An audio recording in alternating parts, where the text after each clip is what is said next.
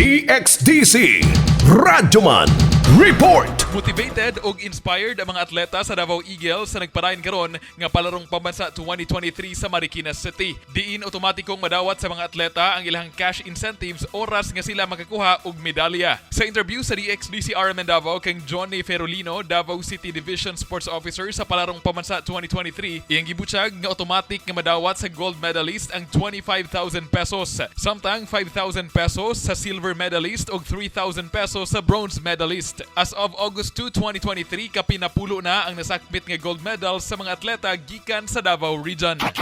Okay, kaayo inspired kaayo kay kagabi nag-nightly awarding ceremony. Pangtagaan gyud og mga incentives kung nakadaog gani nga gold, silver, o bronze niya. Karong gabi na po, kung saan nakadaog karong adlaw, mag-award na po. Na-motivate yun sila. Kay ilang daog per day, incentivize man dayon po. Padayon nga nanghinaot ang sports officer nga madugangan pa ang medalya sa Davao Eagles, ilabi na ang gold medals nga makatabang nga moisbog ang rank sa grupo gikan sa 11th place ni atong Palarong Pambansa 2019. Sa pagkakaroon nagpadayon gihapon ang mga kompetisyon o aktibidad sa maong multi-sport event nga mahuman sa Agosto 5, 2023. Kasama mo sa balita og serbisyo publiko, reaching millions nationwide and worldwide for 70 years. Radyoman Kirby Manzon, Tatak, RMN.